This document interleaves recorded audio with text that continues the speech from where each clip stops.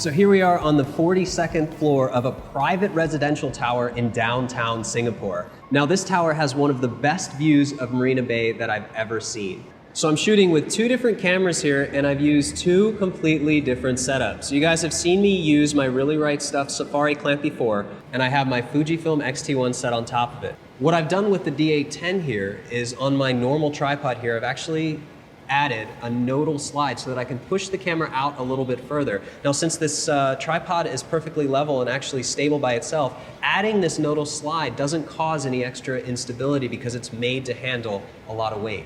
So let's take a look at the two blue hour shots that I've captured. Now based on everything we've learned so far, this is going to be pretty self-explanatory, so I'm not going to get into it in such great detail like I usually do. Instead, I'm going to show you guys something completely different, a shot that we haven't done before. We're going to head over to the other camera setup and I'm going to explain the special shot we have.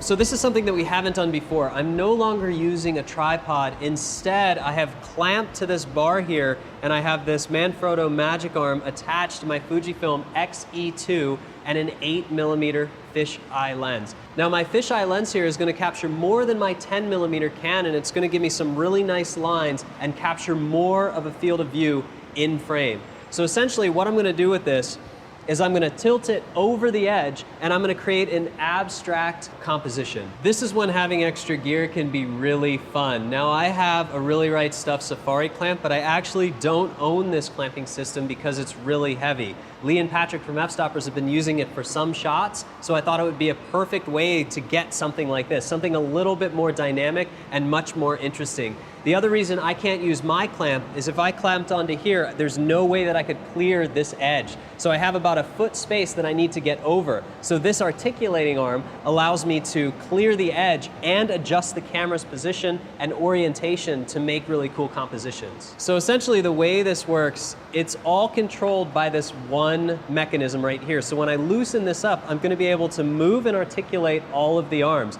I also have a standard trigger release attached to my camera here so that I can remotely press the button without causing any vibration. Now the farther I stretch this arm out, the more it's going to shake a little bit in the wind, so I want to make sure it's locked down.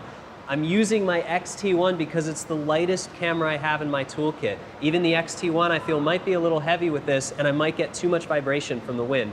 So what I'm going to do is make sure this is completely secure, and I've already made sure that it's about as tight as it can get without damaging this rail here, and I want to make sure that I hold on to everything while I start to loosen this wheel here. As I start to loosen it, I'm just going to start to tilt it right over the edge. And I'm going to try to find a composition that I like, and then I'm going to go ahead and tighten it down. Now that I have it in the basic position, I'm just going to make some fine-tuning adjustments here. This is where having a live view is really helpful. If I didn't have a live view on my camera that showed the accurate colors and contrast here, there's no way I could lean out and look through my viewfinder. This is a Samyang 8mm for the Fujifilm mount, so I don't have autofocus. I'm actually using manual focus at f8. But what I can do with this, because it's so wide, it actually has a 180-degree field of view, is I can confidently set the focus to infinite and know that everything's going to be sharp. I like to call this a vertigo angle because you're basically staring straight down the side of one building and using the reflections to cause this reflected vertigo effect. Most people are not comfortable with heights, so the thought of looking straight down like they're about to fall causes this vertigo feeling inside. So it's kind of a fun way to capture the spirit of being really, really high up in these towers.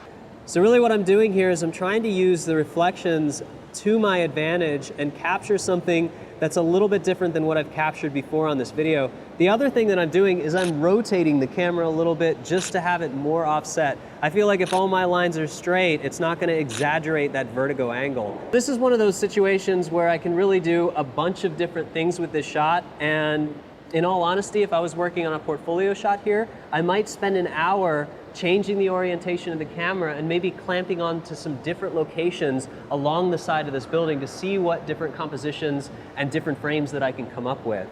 We've been concentrating a lot on the blue hour specifically, but this is a good example of when you can shoot in full dark. The camera's pointed down from the 42nd floor, which means that I'm not really framing any sky in the composition. So there's really no need for me to have that perfect blue light. I'm also using 100% artificial light here, meaning that I'm relying on the reflections from those lights. So when it's full dark, I actually get all the lights turning on and reflections on every surface. So I could stay here for a couple hours and things really wouldn't change. So I have all the time in the world tonight to get the composition that I want. So I've taken a few different compositions that I like, but I'm gonna show you guys my favorite one, and we're gonna take it into Photoshop to have a closer look.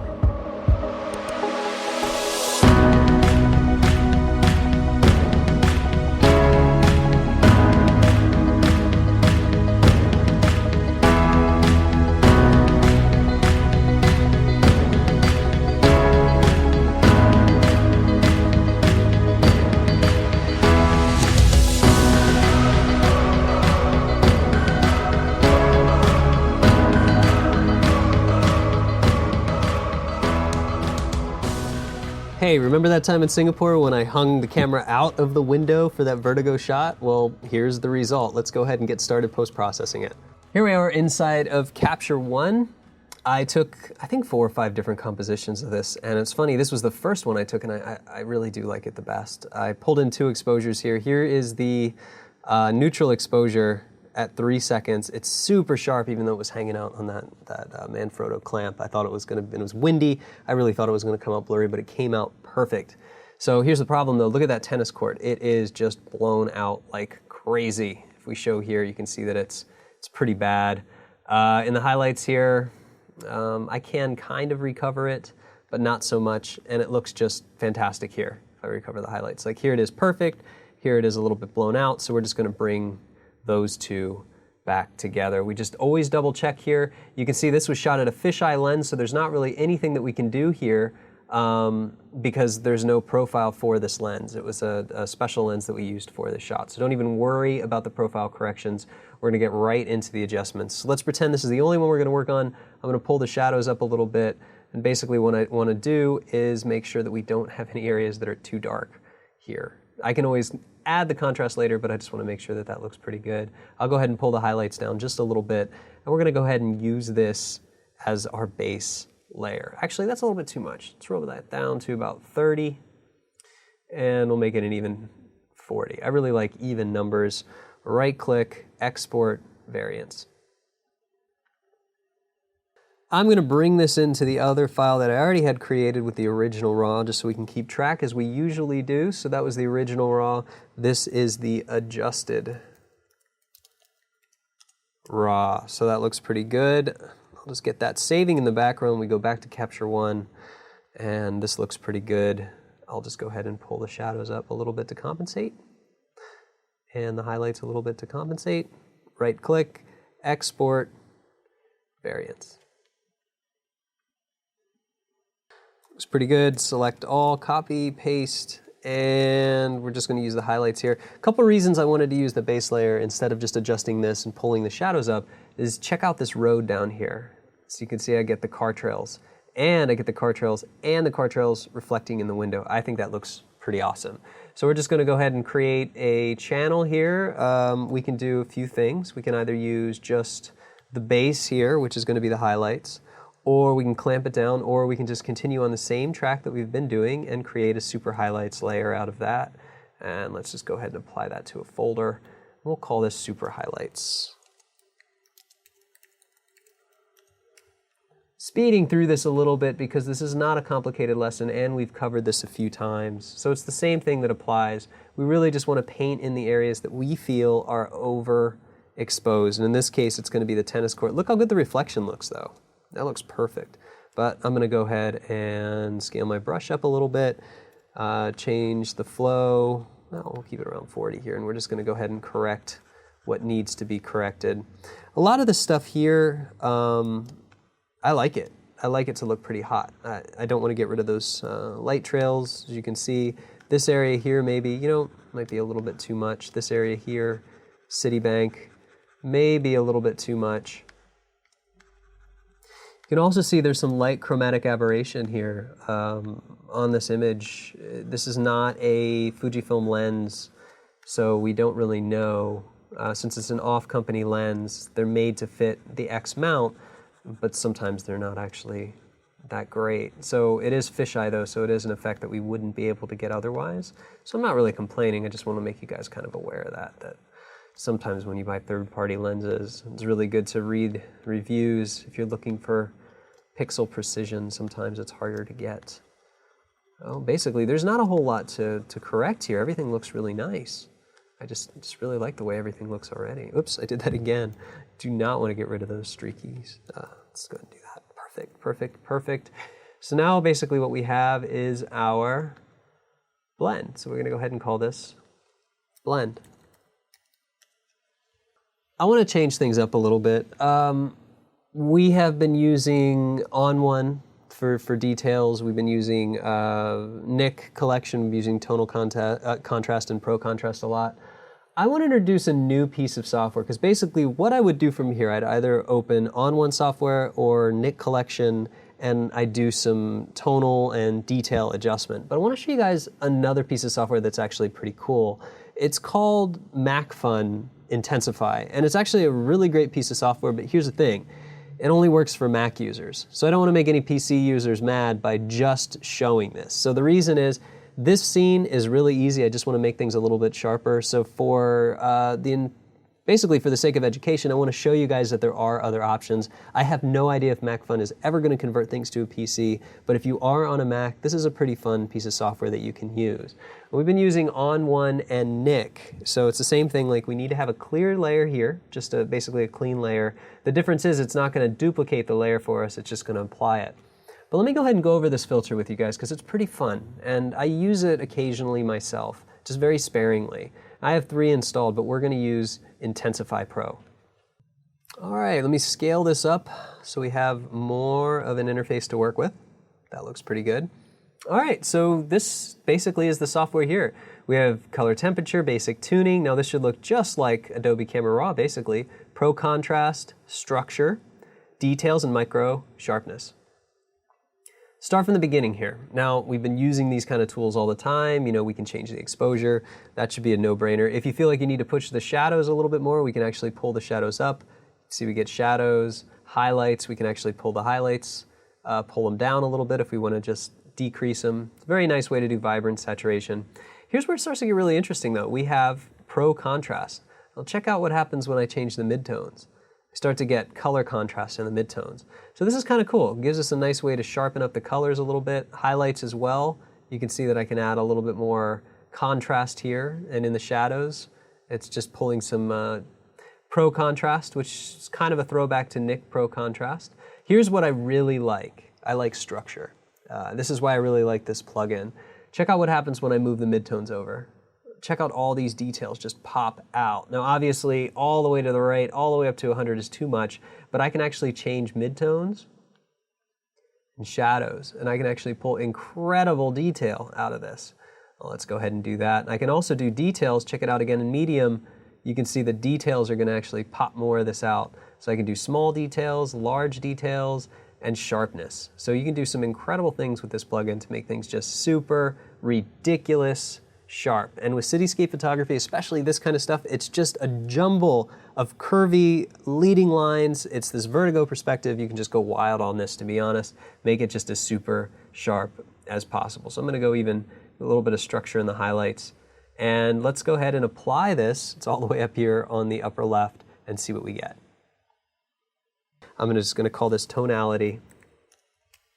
Check out the difference. Tonality has added some really great contrast, micro contrast, and just incredible sharpness. But you don't have to use tonality. You can use whatever you want. On1 or Nik collection. I'm going to run you guys through how I do it in Nik collection, just in case you don't have a Mac.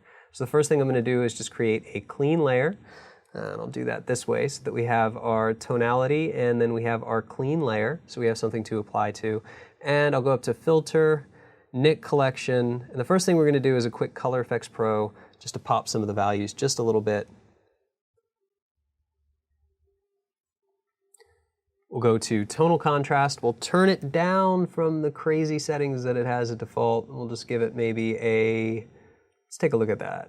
Something like this. That's good. That's starting to look pretty good. That's given us what we would call structure. We'll say OK. There's our little bit of structure. Now we'll go back up here and Nik collection, and I'll add some sharpening. It's way too much. Let's turn that down a little bit. Tune it down a little bit. Turn the structure up a little bit. Local contrast and focus to compensate. We'll just kind of take a look at the before and after. That looks a little bit better, and we'll apply. We can get rid of these two layers here. I'm going to name these. We're just going to take a look at the difference. So we'll call this Nik, and here's the before Nik, and then here's tonality. So you can see tonality just gives you a different effect. Less contrasty, but still really nice. So they both give you a really nice effect. But let's go with tonality because that's new. I'm just going to leave the Nik layer underneath. And we're going to do a few more things to this.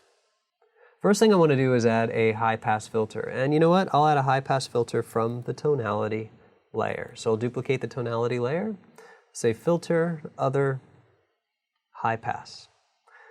Well, this can't be 3 because it's only 16 megapixels, so we're going to do something about 2.4, 2.5. Set this to overlay, and this is probably just going to be a little too intense, and it is. You can see before and after. I think it's too much.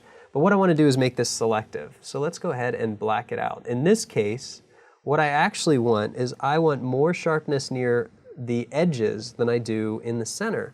So what I'm going to do is just start painting in the areas that I want to be nice and razor sharp. All of this around here, basically. What I want to avoid, I don't want any of this reflection to be sharp. I just want these edges to be nice and sharp. And I'll leave the street alone. We'll just go ahead and go all the way down to this area here, all along here. Well, we'll make a sharp tennis court. And now we have a selective high pass here. Just sharpens everything up. Well, let's do one more thing here. I am going to just boost the midtones a little bit, and instead of creating a midtone mask, I'm actually just going to create a curves here. And I'm going to do that just by boosting the midtones globally here. And that's just going to pull everything up. So I just want to create more brightness. And I want to create a little bit more global contrast to this image.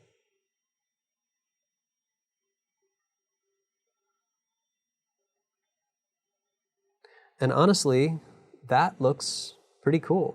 I mean, you really have to think about this. This is not a standard shot. I showed you during the video portion of this, the in-camera portion, I showed you what I would have went up there before. And the reason I've gone into that building before was to shoot the skyline. But I had this idea that if we put the camera down, if we got a wide angle lens, something was fisheye, we could create these really cool, very unique Vertigo compositions. So you have to bear in mind that this might not be something that you typically would do, but if it's something that you like, it's something you can do very often because you can literally do this out of any building that's high up that has other towers around it. And using a fisheye lens allows you to take advantage of the distortion. So this also brings up another point. This is the first time that we've used distortion to our advantage rather than trying to mitigate it and correct it. So in this case, we want all of these curved lines leading into a center composition. This one has a nice balance. And also notice something else. All these lines, this line pulls into the corner, these lines pull into the corner. Everything that I have, all of my terminating lines in the composition lead the eye down here, but they all lead them from the corners. So it's a very beautiful composition and it's a lot of fun. But let's go ahead and take a look at what we've done. And again, this is a very easy edit. We already have some beautiful color, beautiful texture, but we've basically gone from this in the beginning, which was still very beautiful but flat, and we brought it all the way up to something like this. So it's way more intense, way more portfolio ready. That wraps up this lesson, guys. I call this Downtown Vertigo. And if you are afraid of heights, maybe this type of photography isn't for you. And if you're afraid of your camera falling to its death, then it might not be for you either. But if you want to create really unique things, unique compositions that people have never seen before, I suggest giving something like this a try.